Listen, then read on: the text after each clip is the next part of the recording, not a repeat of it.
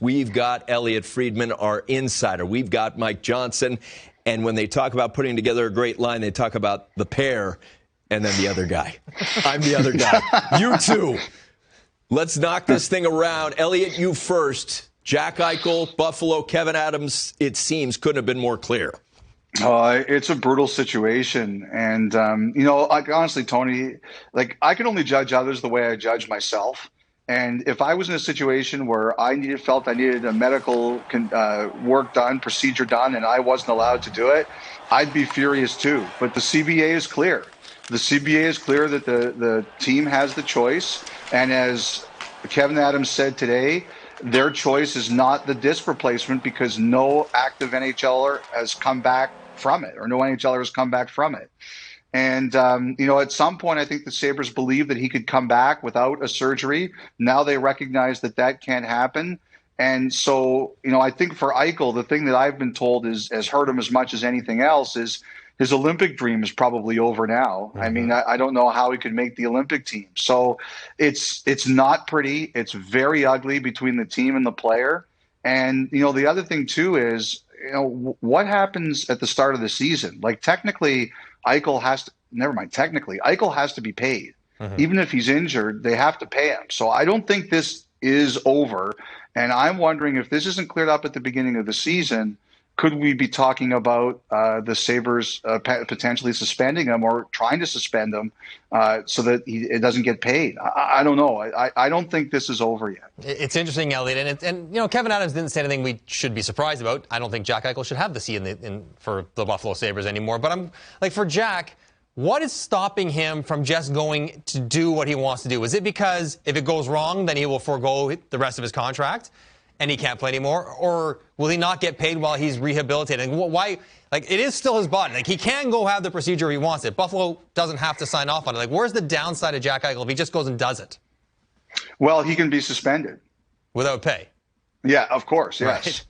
And then, and then I've heard various differing arguments over would the contract be terminated or things like that. Nobody's willing to really, in their trade talks, they won't trade him as an injured Jack Eichel. They'll trade him as a very healthy Jack Eichel, and that price is very high to them. How are we going to do that, Elliotte? How are you going to trade he's not healthy. You want healthy value for him, but you're not really agreeing or letting him get healthy. So Kevin Adams is in quite a bind. How if you had to guess, and at this point we're just guessing, how does this, so he gets traded somewhere and they let him do it, that's the fastest resolution? That's the fastest resolution. He gets traded somewhere, and I've been told there have been teams that have indicated they will consider the disc surgery. So I think there are teams out there that will do that, but you have to make a trade first. And now we're in a situation, Mike, where if you make a trade now, you're not getting him for probably half the season. Yeah.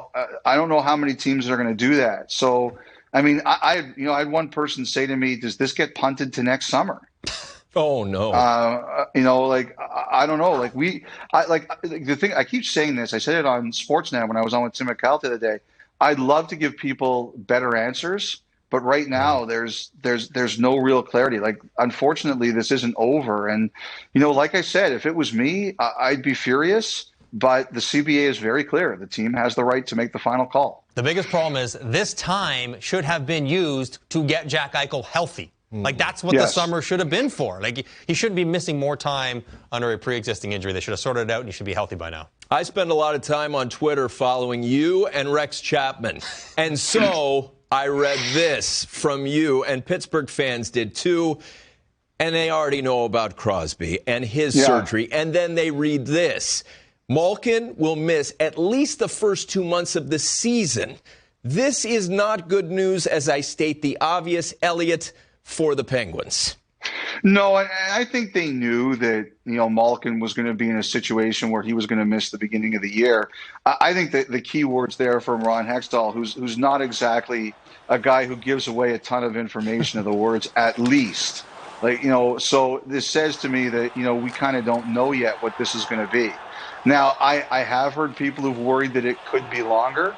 I've heard people say that do not underestimate, like we just talked about with Eichel, that, the Olympics are a big thing for Malkin. I have to say this, guys, just as an aside, I think the Olympics are going to be a huge factor over the first half of the season, because I think there's a lot of players who kind of realize they're let's assume that they're on the bubble for it, and they're going to come out of the gate shot like a cannon because they're going to want to be there.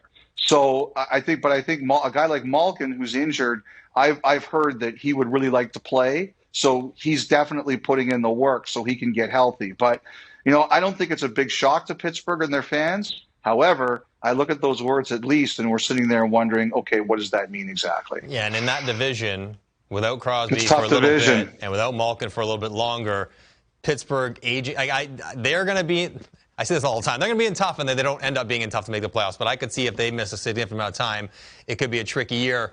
And speaking of tricky situations, Vladimir Tarasenko, very public. I want out. I want to trade. Did not happen. Expansion draft did not get claimed. Now he's back with the boys. Now, in the room, guys will be okay. Like the dressing room is very forgiving for this kind of stuff. But how about his relationship with the organization, the fans? How long can this last for him? Well, you've got the font up there. I thought Tarasenko handled it perfect. Yeah. You couldn't write a better script for a player to come out and say what he said. And this is a bit, Johnny, you've seen this. This is a business relationship now. And the Blues know how Tarasenko feels. Tarasenko knows how the Blues feel. They probably would like to trade him. But there comes to a point where, like basically I heard all summer that it just was an incredibly difficult deal to make. And part of it was that some of the people saw the information on Tarasenko's shoulder and they just said, we're not crazy about what we're looking at here. So the best thing to happen for him right now is to come back healthy, play his heart out and see what that does. The best way you make yourself attractive to other teams is by playing great. And by coming out and saying this today, he did the first step to that. He shows he's got the right attitude. Now he's got to play great. And if he does, either he's going to be happy in St. Louis and they're going to be happy with him, or someone's going to say, all right, we're like what we're seeing. We'll do this. We have footage from Tarasenko from earlier today. Let's check that out. Yeah, I know you started with this one, even asking how was my summer. But everything good, my mindset is good. Able to be with the guys. I have a good relationships with the guys. It's been a weird summer, but it's going to stay between us and between me and Doug. And, I'm here to work. As long as I play here, I will work for 100%. I'm 100% healthy and, come from here. Well, in that sense, pretty well done by Vladimir. And I will say this. Vladdy looks pretty thin in his face. Vladdy's a guy who, when he gets a little thicker, he can show it in his face. He looked like he's in good shape with a smile, good energy. At least he's there. More than we can say about the two guys out in Vancouver. Pettersson and Hughes, when you add it all up and you send a couple guys down, LTIR, Ferland, they have about 15 or so to play with. That's not enough to sign both Hughes and Pettersson long term. What's Jim Benning going to do with these two? I got Pettersson taking a bridge deal just because he has to, because there's not enough money to go around. What's the status of these two important RFAs for Vancouver? First of all, I'd also like to say I think that's the most I've seen Tarasenko smile in about 3 years, too. That was pretty good. Energy. Good point. Yeah, excellent. Very well done. On these two, I think the Rasmus Dahlin signing 3x6 has affected the Hughes. I think Vancouver was probably trying to get Hughes in a little under that. And now I don't know if that's going to be possible. Hughes compares favorably to Dahlin. I think with Hughes, they have talked about everything. I think they've talked about short-term deals. I think they've talked about long-term deals. But I think they were trying to get him in under that 6 number. I don't know if that's going to be possible anymore. So we'll see what that does. Real quick. That 6 would have to be on a bridge, right? Like on a long-term deal, he's closer to 8, right? Like we're talking 2 or 3 years at 6? Right. Yeah. Okay. I think you're totally right. And I do think Vancouver was looking at bridge for both guys. But, I'm a big believer, Mike. If you got cornerstones, and those guys are cornerstones, you sign them for as long as you can because the price never goes down, right?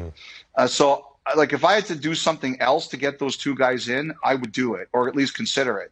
Pettersson, I've heard they've talked in a bridge deal, Barzal range, probably maybe a little bit higher. I've heard the Canucks feel that they've gone as high as they're willing to go on a bridge for Pettersson. I got to tell you, though, same deal. I would be going for Rantanen. I would be offering him that deal 6 times $925, and I would just say, you know what? Pettersson's our number one offensive player. I'd lock him up for as long as I could. I think the Kaprizov deal, that's only 5 years, probably drags up a bridge for Pettersson as well, because Pettersson's a centerman. He's as good as Kaprizov is, and it's going to be hard to get him in for 7. I had him at 3 at 7.5 in my projections, but we'll see how that one shakes out. But it's going to be tough for Jim Benning. And Vancouver needs to win, Elliotte. Like, they're not a team like Ottawa that's rebuilding. Like, they have to do well, make the playoffs, get fans in the stands, and make some money. So more pressure on them than in Ottawa, where Brady Tkachuk's out there, and in typical Tkachuk fashion, he's grinding hard for his contract. And I say that as a compliment to the entire family. I think seems like he's willing to get that done sooner than later. Do you expect a resolution of this one pretty soon? You know, I keep hearing different things. Look, I don't know if the issue here is just the contract, right? It's the way, it's the structure. It's the structure. It's the protection. It's like, I don't think the issue is money. I think it's structure, protection. You know, I think also, like, I think he wants to know. I think he's asked questions just about the long-term future. Like, are we sure that this group is going to stay together here? You know, this kind of thing. Like, I don't think, like, I remember when he was drafted, you know, people were wondering, Brady Tkachuk's not going to want to stay in Ottawa. Right. I don't think that's the issue. I think he really likes playing there. I just think, like you said, structure, protection, you know, commitment to the core, like all of this kind of thing, I think is a factor. And, you know, I'd heard they talked about some short-term stuff. I just heard the short-term talk really hadn't gone anywhere. And, you know, I think the Senators are kind of like, hey, we're willing to do a lot here, but we have an organizational philosophy, and we're not willing to break that. And when it comes to signing bonuses and things, so, you know, we'll see where it goes here. I think there's like Vancouver and Pettersson, I think it kind of reached a point where the team has said, you know, this is where we're comfortable going, and we'll see if anything moves. There is movement in terms of a point of emphasis. The NHL talking about cutting down and really being more diligent about enforcing cross-checking. Finally. What's the message there? Finally! 20 years too late. Yeah, we knew, John. You were probably like the worst. Like, you would go into the corner and give that guy that shove in the back in that unprotected area. Whenever you were probably like the king of that little move. Yeah. You know what? Like, I don't know if you have it in the pack here, but the one that I think really ended all of this was Pelech on Kucherov in the playoffs. Right. And, you know, you know, I know that one of the things that they initially in the moment, like, Kucherov has a reputation as an embellisher, and, you know, people said, well, how do we know he isn't diving? Well, then we found out that the guy had a pretty significant injury. So I think those are the kinds of cross checks they're really going to go after. But I wonder if, you know, we're going to have, like, with the slashing, you know, I wonder if we're going to have a situation here where basically early in the preseason, every cross-check is called just to get it into everybody's head. Yeah, I'm wondering too, Elliotte. I think back to the 04 work stoppage. We came out of there with the hooking and holding, and that did bleed into the season, where for about three-quarters of the season, there was 7 or 8 hooking penalties every game. I hope they have the gumption to, like, stick with it, to try to really curb the behavior, because it's a default behavior now. Everyone just leads in with their stick no matter where guys are at. So I hope they stay with it longer than just give it the preseason games, then we'll get back to whatever normal is in the regular season. Elliotte Friedman, as always, phenomenal intel. Thanks for joining us. All right, guys. Have yourselves a great night.